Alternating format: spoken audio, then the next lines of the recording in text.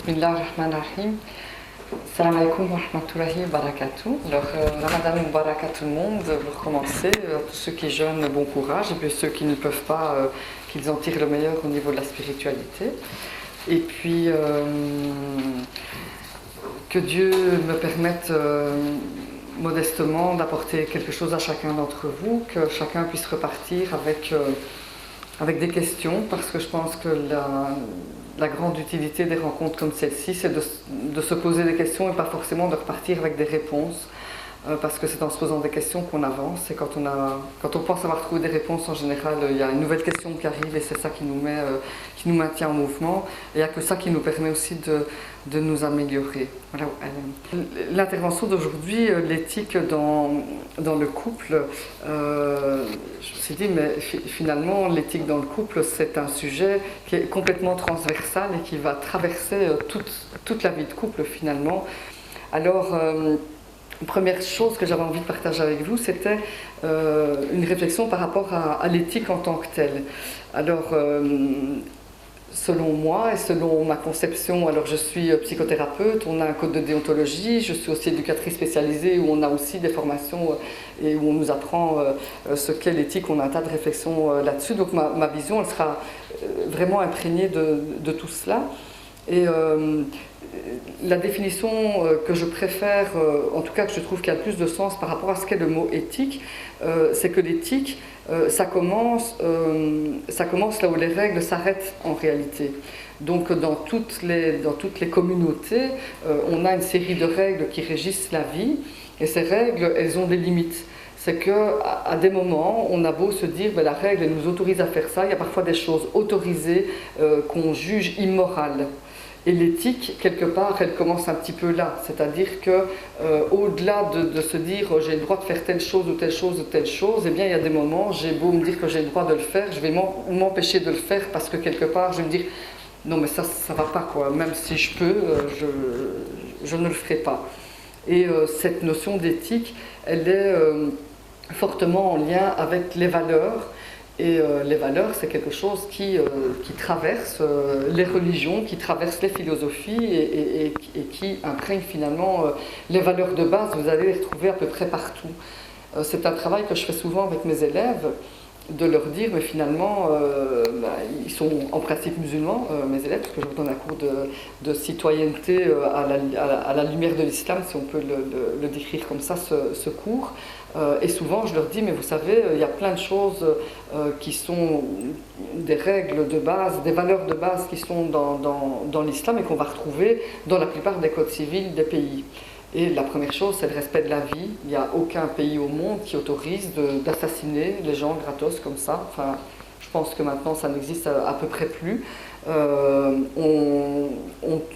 Chaque fois qu'on prend une vie humaine, à peu près partout sur la planète, on va le faire, si à un moment on le fait, on va le faire en invoquant quelque part une règle. Par exemple, pour les pays qui appliquent encore la peine de mort, eh bien, quand on applique la peine de mort, on va le faire au nom d'une justice, après avoir procédé en principe à un procès, etc., etc. En tout cas, ça ne se fera quasiment jamais gratuitement, et dans une toute grande majorité de pays, eh bien, on ne le fait même plus. Voilà, on n'applique plus la peine de mort. C'est important de se rappeler ça. Par exemple, nous en Belgique, je ne sais pas ce qu'il en est chez vous en France, même si nos systèmes juridiques sont à peu près équivalents.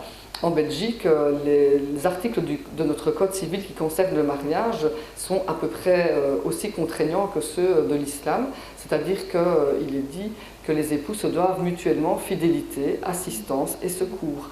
Et donc quand on est marié, selon la loi belge, on n'a pas le droit de laisser son conjoint mourir de faim, par exemple. Ça paraît tout à fait évident, et c'est juste la loi belge, ça n'a rien à voir avec l'islam. Et donc on se rend compte que ces valeurs, finalement, elles traversent, elles sont imprégnées un petit peu partout. Et puis on pourrait encore prendre un tas d'exemples sur la préservation de l'intégrité des enfants, etc., etc., et l'obligation de les éduquer. Toutes ces choses sont prévues dans les règles islamiques qui régissent notre vie, mais elles sont aussi légiférées dans plein de pays. On n'a pas le droit de mettre au monde des enfants et de ne pas les éduquer. On est obligé de donner une éducation aux enfants. On a le droit de ne pas mettre ses enfants à l'école, mais on est obligé de les instruire, par exemple. Je pense que la loi française est à peu près l'équivalent de la loi belge. On a le droit d'instruire nos enfants à domicile, enfin on est obligé de les instruire. Alors on le fait soi-même, on les confie à l'école, c'est les deux options qui sont possibles, etc., etc., etc. Donc on se rend compte qu'il y a finalement très peu d'opposition. Alors l'année passée, j'ai donné un cours aux enseignants de religion islamique en Belgique, et j'ai redécouvert aussi un monsieur qui s'appelle Kohlberg, qui est un monsieur qui a travaillé sur le développement du sens moral. Et donc, dans les années 70 à peu près, je pense, si mes souvenirs sont bons. Et puis, je trouvais ça très très intéressant quand on parle finalement de religion, d'éthique, de voir comment est-ce que l'éthique, finalement, ça se construit. Eh bien, ce sens moral que nous avons, que chez les psychanalystes, chez notre ami Freud, on parle de surmoi. Le surmoi, ça serait un petit morceau de notre conscience qui est là et qui dit non tu peux, non tu peux pas, enfin oui tu peux, non tu peux pas, si tu fais ça, ça ne le fais pas, si tu vas faire ça, ben ça va, etc., etc. On appelle ça le surmoi, c'est la conscience morale en fait. Qu'est-ce qui fait que nous, en tant qu'êtres humains, nous ne cédons pas toutes nos envies comme ça. Eh bien c'est quelque chose qui se développe aussi au travers de l'éducation. Et moi je le mets vraiment en lien avec l'éthique, ce sens moral, parce que justement Kohlberg il détermine 6 étapes dans le développement de ce sens moral. Alors quand on est petit, on obéit pour ne pas se faire punir, hein, on obéit pour plaire à son papa, pour plaire à sa maman, on ne sait pas très bien finalement pourquoi on obéit, et parfois les parents disent « Ah ben oui, ben tu vois, il a compris ». Je dis souvent aux parents, moi je dis des choses énormes aux parents, puis je leur dis « Ben non, il n'a rien compris du tout, il a juste compris que vous n'étiez pas content ». Mais il n'a pas intégré une valeur morale, il est juste... vous savez, les enfants, ils ont juste peur qu'on les abandonne. Alors, c'est un tout petit peu plus complexe, évidemment, mais ce qui anime fondamentalement un enfant à être attaché à ses parents, c'est le besoin d'être en lien avec la personne qui va le guider dans cette vie-ci, qui va lui assurer sa survie, tant que lui n'est pas capable de le faire. Donc, quand on est petit, c'est normal d'obéir de cette façon-là, de respecter les règles de cette façon-là. Et puis, c'est nous, en éduquant nos enfants, qui allons leur apprendre ce que c'est la morale, l'amour, l'autre, l'empathie, qu'est-ce que l'autre ressent, quand moi je fais ça, quand je lui dis ça, etc., etc. Et donc les enfants, ils vont se développer avec tout ça, et ils vont développer effectivement une certaine éthique. Le degré le plus élevé qui a été déterminé par Kohlberg, c'est le moment où on est une personne consciente, responsable, et où nous allons respecter des règles, effectivement, sauf si ces règles, à un moment, contreviennent à une valeur qui est très importante pour nous.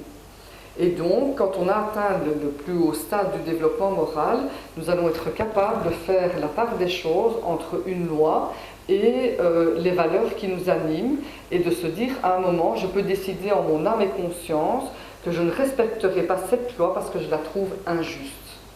Et là, on est en plein dans la citoyenneté, dans les gens qui vont faire bouger le monde. Tous les gens qui ont fait bouger le monde sont passés par des moments comme ça. Et bien ce stade-là, selon Kohlberg toujours, il y a à peu près 13% de l'humanité qui y arrive, 13% des gens qui y arrivent, c'est extrêmement peu. D'accord ? Ce qui explique peut-être certaines choses, ce qui nous montre peut-être les chantiers qu'il y a devant nous. J'aimais bien vous parler de ça avant de parler d'éthique, parce que vraiment il faut se rendre compte que l'éthique c'est pas un truc qui sort comme ça et qu'on va pouvoir plaquer. C'est pas quelque chose qui est non plus acquis une fois pour toutes, c'est quelque chose qui doit absolument se développer et qui peut continuer de se développer à l'âge adulte, et qui va nous demander à nous de bousculer nos certitudes à certains moments, de nous remettre en question dans tous les domaines de notre vie. Alors, comment est-ce que ça se développe l'éthique ? Je l'ai déjà un petit peu évoqué au travers de l'éducation. Et là, je vais faire une petite parenthèse. C'est que quand on parle de couple, quand on parle d'éducation, quand on parle de famille, il faut toujours se replacer dans la notion de cycle. C'est que ce que je vais vous dire, je vais peut-être le prendre à un moment du cycle, mais que quand on est un enfant, quand on est un petit enfant et qu'on est avec nos parents, on est dans un statut, et nos parents sont à un cycle un cran plus loin que nous. Et puis nous entrons dans ce cycle-là en étant les enfants de nos parents qui, eux, à leur tour, étaient les enfants de leurs parents, qui à leur tour deviennent des parents. Et nos parents vont nous élever pour qu'à notre tour, nous devenions des adultes, à notre tour, nous devenions des parents, et ainsi de suite. C'est très important de se mettre ça en tête parce que toute l'humanité fonctionne comme ça depuis les tout premiers humains. L'humanité fonctionne par cycle et par transmission, avec chaque génération d'humains a juste, par rapport à la génération suivante, quelques pas d'avance, en fait, tout simplement. Et leur rôle, c'est de profiter, d'utiliser ces quelques pas d'avance pour transmettre à la génération qui arrive. C'est pareil en ce qui concerne, par exemple, l'éthique. Alors, pourquoi je parle de ça? Parce qu'on a une responsabilité en tant qu'adulte, c'est de veiller à ce que les générations suivantes, depuis la place où on est, alors en tant que parent bien sûr, puis en tant qu'éventuellement intervenant dans le champ psychosocial par exemple, dans le champ de l'éducation, dans la communauté religieuse aussi, et cette éthique, elle va se transmettre au travers de tout ce que nous allons faire et elle va être fonction de notre propre éthique à nous, en fait. On ne peut pas imaginer qu'on va pouvoir prescrire à des enfants de se comporter d'une certaine façon en vertu de certaines valeurs si on n'est pas au clair nous-mêmes avec ces valeurs-là, ou si on n'est pas au clair nous-mêmes avec le fait qu'on est en chemin par rapport à ces valeurs. Mais en tout cas, il faut être dans quelque chose qui est conscient. Si c'est trop ambigu, vous me poserez des questions après, mais c'est vraiment une notion qui est importante. Oui, voilà, tout à fait la notion de modèle. Et il n'y a rien, déjà quand on regarde notre prophète sallallahu alayhi wa sallam, on a le Coran qui comporte, on va dire, des balises, et notre prophète qui les incarne dans la vie de tous les jours et qui est effectivement le modèle à suivre. Aïcha disait du prophète sallallahu alayhi wa sallam qu'il était un Coran qui marche. Pourquoi? C'était l'incarnation des principes qui sont dans le Coran par un exemple. Eh bien, le prophète sallallahu alayhi wa sallam nous a montré comment être un exemple en fait. Et donc nous avons tous à être des exemples les uns pour les autres et puis pour les générations suivantes et pour les non-musulmans aussi. Et en matière d'éthique, c'est quelque chose qui est extrêmement important. Cette notion de cycle, elle amène aussi à quelque chose qui est peut-être une reconnaissance d'une difficulté dans laquelle les générations actuelles vivent peut-être de façon plus intense parce que les cycles s'accélèrent, ça c'est sûr et certain, mais nous sommes pour certains des générations charnières, c'est-à-dire que des choses se sont parfois répétées dans nos histoires, et souvent les gens qui viennent consulter en psychothérapie sont des gens qui sont la génération charnière de leur histoire familiale, de leur filiation familiale. Et le fait d'être une génération charnière, ça implique des choses particulières, ça implique parfois un certain inconfort parce qu'on vient d'un modèle et puis on sent bien qu'on va vraiment vers autre chose. Et en même temps, ça implique une très grande liberté finalement et une très grande ouverture dans le champ de nos possibles. Et donc ça nous permet aussi de nous projeter dans l'avenir d'une façon peut-être parfois plus... plus passionnante ou plus intéressante que d'autres générations, mais en même temps ça augmente aussi le champ de nos responsabilités. Ça c'est le pendant qui va avec.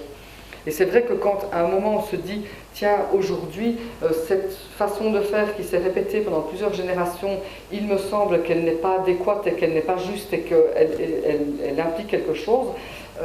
Par exemple, dans la tradition de culture arabe, j'insiste bien sur le fait que ce soit culturel, on a tendance à considérer que pour que la notion d'humilité se transmette, eh bien de temps en temps d'humilier un enfant ça ne fait pas de tort. Et que si on lui met une bonne claque dans la figure et que l'enfant va être très gêné à un moment de quelque chose, eh bien il aura bien compris et ne va plus recommencer. Alors c'est sûr que certains enfants ne recommencent plus. Le problème c'est qu'on a infligé à ces enfants parfois une blessure qui va du coup ne pas les rendre humbles mais les rendre plutôt orgueilleux. Et c'est vrai que cette façon de faire, elle a tendance à se transmettre de génération en génération, qu'on se rend bien compte que ce n'est pas tout à fait l'idéal, même s'il y a des bonnes choses à prendre dans chaque culture, mais que le moment où on se dit il faudrait arrêter cette répétition, il faudrait qu'elle puisse s'arrêter, eh bien ça nous demande de faire des efforts et de prendre des sacrées responsabilités Et qu'on a bien sûr un nouveau champ qui s'ouvre à nous, et le nouveau champ qui s'ouvre à nous, c'est d'arriver à garder malgré tout des balises. Parce que ce qu'on a fait il y a quelques dizaines d'années en Europe, dans la culture occidentale, c'est de se dire, ok, jusqu'à présent on n'a pas tenu compte assez des enfants, et puis à partir de maintenant il est interdit d'interdire. Alors c'était complètement une lecture tout à fait erronée, par exemple, de la pensée de Françoise Dolto, qui est une dame qui met des limites. Moi, j'ai appris à mettre des limites à mes enfants en lisant Françoise Dolto. Donc, CQFD, c'est une dame qui était extrêmement cadrante et contenante avec ses enfants, qui n'était pas du tout dans le laisser-faire avec eux. Donc, voilà. Et c'est vrai que de passer d'un modèle à l'autre, ça demande d'essayer de garder certaines balises et de ne pas partir dans tous les sens. Alors, on y reviendra certainement dans une question ou l'autre à tout ça. Alors, avoir de l'éthique, concrètement dans sa vie de tous les jours, je pense que c'est aussi quelque part être conscient, savoir pourquoi on fait des choses et en quel nom nous faisons les choses que nous faisons. Parfois, on dit, oui, mais moi je fais ça pour Dieu, je fais ça pour l'amour de Dieu, etc. Oui, peut-être pas complètement. Peut-être que je fais ça. D'abord, Dieu ne nous prescrit que des choses qui sont bonnes pour nous. Quand Dieu nous prescrit cette obligation de prier 5 fois par jour, eh bien pour les gens qui aiment prier, on se rend compte que quelque part, prier 5 fois par jour, ça nous apporte beaucoup plus que ce que ça nous coûte en réalité. Et que donc finalement, de dire juste je fais les choses pour Dieu comme ça, parfois c'est bien d'y réfléchir un tout petit peu plus loin, se dire je fais les choses que Dieu m'a prescrites et au final j'en profite de ces choses-là et ces choses-là elles m'apportent énormément. Et avoir cette conscience-là, c'est quelque chose qui est extrêmement important pour développer aussi son sens éthique, c'est de se dire ces choses-là, à des moments je peux faire des choses très égoïstement pour moi parce que j'ai un besoin et il n'est pas question d'être tout le temps dans l'ouverture aux autres, il y a des moments où on a besoin de se nourrir soi-même, mais d'être en toute conscience par rapport à ça et de pouvoir développer cette éthique au travers de notre conscience, au travers d'une clairvoyance par rapport à ce dans quoi on est. Et quand ça n'est pas clair, parce qu'il y a plein de moments où c'est pas clair, eh bien c'est de se dire ça fait partie des choses sur lesquelles il faut que je travaille et que je dois éclaircir.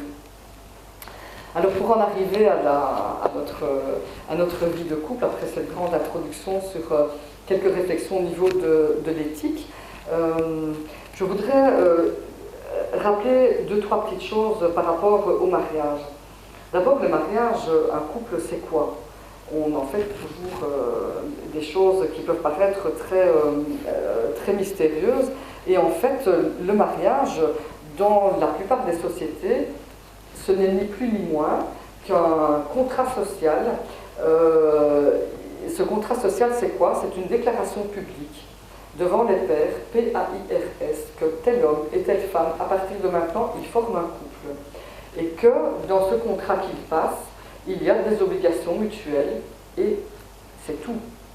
Et que le fait que ces personnes-là forment ce couple implique que les enfants qui naîtront de ce couple seront inconditionnellement déclarés fils et filles de telle personne et telle personne. Donc en fait, le mariage, c'est d'abord un contrat qui met de l'ordre dans la société, qui met de l'ordre au nom de valeurs, bien sûr, on est bien d'accord, hein, il n'y a pas dans notre conception islamique des choses, il n'y a pas de sexualité, par exemple, en dehors du mariage. La sexualité est quelque chose qui se pratique dans ce cadre-là, mais le contrat lui-même est quelque chose de finalement très simple qui met en œuvre en fait cette règle et qui, en la mettant en œuvre, met juste de la clarté par rapport à tout ça.